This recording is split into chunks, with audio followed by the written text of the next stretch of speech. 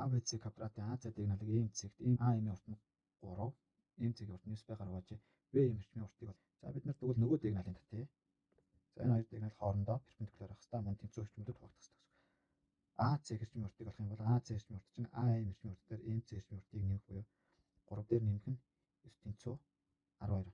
За энэ огтлцлын зэг нь H гэх юм бол бид нар энэ маань бас BD-тэй тэнцүү байна. Ингээд BH-ийн уртыг олчвол BH-ийн урт гэдэг чинь BD эрчмийн уртын хагастай тэнцүү буюу 12-ыг 2 дуусгаар энд 6 гарна гэсэн. За энэ эрчмийн урт 6 байх. M-H-ийн уртыг олъё. M-H-ийн урт гэдэг маань AH-ийн уртаас AM эрчмийн уртыг гэсэн. AH эрчмийн урт чинь диагоналын хагас гэдэг чинь 6 байна. AM-ийн урт чинь биднэрт 3 байна гэж байгаа. Энэ эрчмийн урт нь 3 байна гэсэн.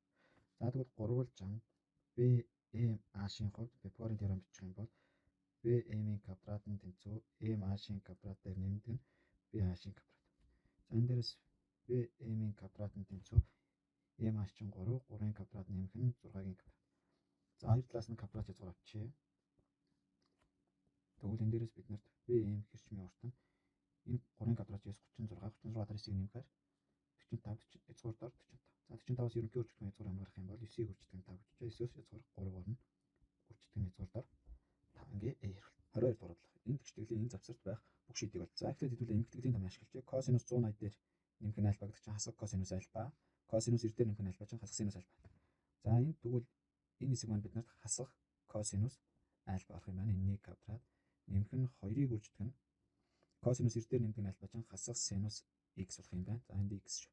Энэний квадрат тэнцүү 2 гэсэн.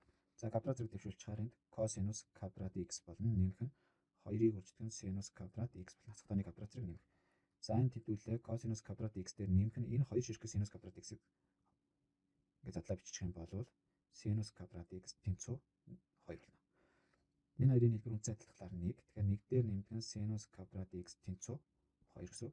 Энэчнээс синус квадрат x нь тэнцүү 2 талаас 1-ийг саяжхаар 1 болно. Энэ дээрээс синус x маань биднэрт x тэнцүү нэмэх хасах 1 байна. За эндээс хэдүүлээд бидний өгсөн завсар маань 4x тэнцүү 270 гэсэн цор ганц шийдтэй байна. Энэ функцийн бол 1-р бие уламжлал аваад хасах нэг зэг дээр бүтэх болох юм байна. За уламжлал авахаас өмнө хэдүүлээ энэ функцийг бүтэн квадрат болгоё. 9x-ийн квадрат гэдэг чинь 3x-ийн квадрат болно. Нэмэх нь 2-ыг үржигдэх нь 3x. Үржигдэх нь энэ хоёрыг үржиж 6 гэдэг чинь 36 байгаад 5. Бүтэн квадратлахын тулд энэ 5-ын квадратыг нэмжих ёстой. Тэгвэл нэмжих гэсэн бол буцаагаад хасчих үгүй. Ингээд нэмэх нь 18. За энэ 3 нийлэхээр биднэрт 3x дээр нэмэх нь 5-ын квадрат болно. Хасах нь 20 хасах 25 дээр 17 нэмэхээр хасах 7 болно.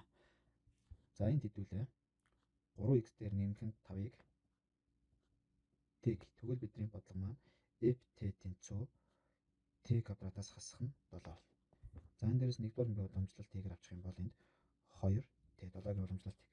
Энэ дээрээс бид нар f штрих хасах 1 бодохыг олох юм бол 2-ыг үржигдэх нь хасах 1 буюу энд хасах 2 гарах нь x t тэнцүү хасах 1 зэг дээр шүрүүшүүлний наалт байх нь ингээд бий хэлбэр. Зураг төгсөн тойргийн тэгштэглийг бичээч. За хэдүүлээ тойргийн төв болъё. Тэгэхэд тулд энэ хоёр цэгийн дунд цэг байна. За мөн энэ хасах 6 тэг хоёрын дунд цэгээр хасах 3 байна. За энэ огтлцэг дээр бидний тойргийн O цэг байна. O цэгийн координат маань x-ийн 4, y-ийн хасах 3 гэсэн цэг төвтэй байна. За тойргийн радиус юм болох юм бол r тэнцүү. За энэ цэгээс энэ цэг хүрэх. За энд хасах 1 байгаа. Ишээ гэдэг чинь радиус нь 5 нэгж байна гэсэн үг.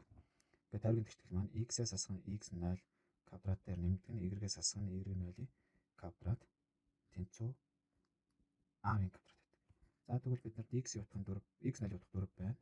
Нэмэх нь y-ээс хасах нь y0 утгах хасах 3 байна. Энэний квадратын тэнцүү радиус нь 5-ийн квадрат гэсэн.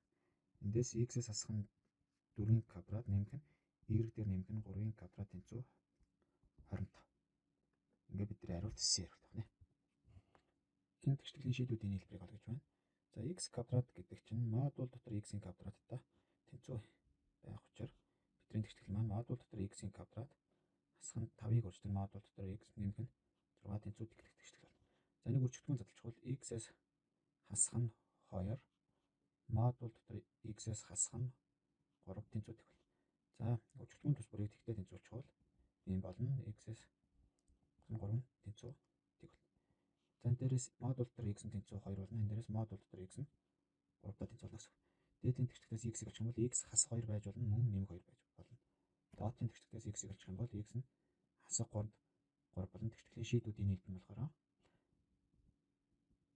нэмэх нь 3 гэдэг энэ тэнцүү тэг бий хариулт.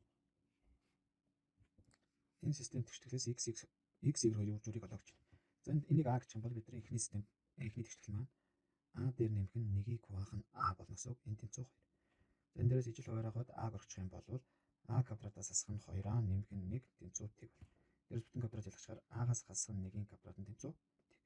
Жинээс а тэнцүү 1 гэсэн цар ганц шийддэг. За энэ бос учраас манай систем тэгшил маань юу болох вэ гэхээр 3x-ээс хасах нь y-ийг хуваах нь 5x дээр нэмдэг нь y нь 1-тэй тэнцүү болж таарч байна. Ингээ x-ээс хасах нь y-ийн тэнцүү 10. За эхний тэгшлээс ижил хувааргач энэ хэдүүлээ 5x дээр нэмэх нь y ижил хувааргаар орчих юм бол 3x-ээс хасах нь y-ийн тэнцүү 5x нэмэх нь y. Хуваах нь x-ээс хасах нь y-ийн тэнцүү 10. За тэнцвэрийн шинэ нэг талд бүгдийг ялгачих бол энд 2x нэмэх нь 2y тэнцүү тэг болно. X-ээс хасах нь y-ийн тэнцүү 10 болно гэсэн. За нэг хэдүүлээ орлуулах нэмэх бүх аргаар бодож болно. Ингээд энэ дээрээс x тэнцүү 5 y тэнцүү хасах 5 болно. Жинээс x y2-ийн үржүүр нь 5-ыг хасах 5 оржуулахаар хасах 25 ингээд яривал.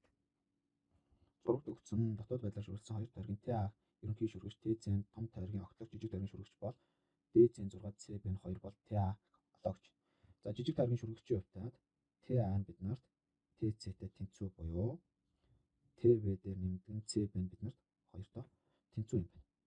Тэгвэл том тойргийн хувьд шүргэгч огтлагчийн чинээсээр TA-гийн квадрат тэнцүү TB үржигдэх нь TD байдаг. За бид нарт TA чинь болохоор TB дээр нэмдэг нь 2. За TB гэдгүүлээ x гэж чинь. Тэгвэл x дээр нэмэх нь 2 болно гэсэн.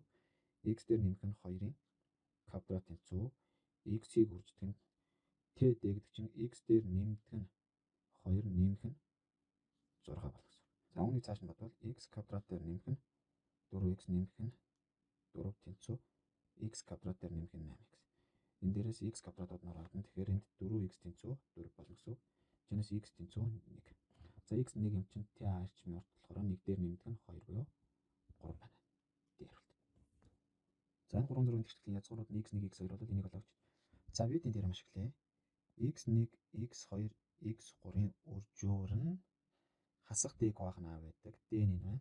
Тэгэхээр нэмэх 24-ийг хуваах нь x кубын өмнөх а чинь d-ийг хувааж энэ 24-тэй тэнцүү байна. Дараа нь хоёрсон үржүүрүүдийг олъё. x1 x2-ийн үржүүр дээр x1 x3-ийн үржүүр үржигдэх нь x2 нэмэх нь x2 x3-ийн үржүүр нь болохоор бид нарт x-ийн өмнөх коэффициент байна. Энэ маань хасах 4 байна. За энэ дээрээс бүгдийн x1 x2-ийн x3-ийн үржүүр хувааж авчих юм бол бидний бодлого маань x1-ийг үржигдэх нь x2 хуваах нь x1-ийг үржигдэх нь x2 үржигдэх нь x3 нэмэх нь x1-ийг үржигдэх нь x3-ийг хуваах нь x1 x2 x3 болон нэмэх нь x2-ийг үржигдэх нь x3-ийн үржүүр чинь x1 x2 x3-ийн үржүүр болно. Энэ тэнцүү хасах 4-ийг хуваах нь x1 x2 x3-ийн үржүүр тогтно гэсэн үг. За энд энэ хоёр хооронд орогдно. Энэ энтэй орогдож байна. Энэ хоёр энтэй орогдно гэсэн үг. Тэгэхээр энд 1-ийг хуваах нь x-ийн 3 нэмэх нь энд 1-ийг хуваах нь x2 нэмэх нь 1-ийг хуваах нь x1 гэдэг энэ тэнцүү хасах 4-ийг хуваах нь x1 x2 2 x3-ийн үржүүр чинь 24 байх гэсэн үг. За энэ хоёрыг 4-т хуваах юм бол хасах 6-ны 1 болно гэсэн үг. Ингээ яривал.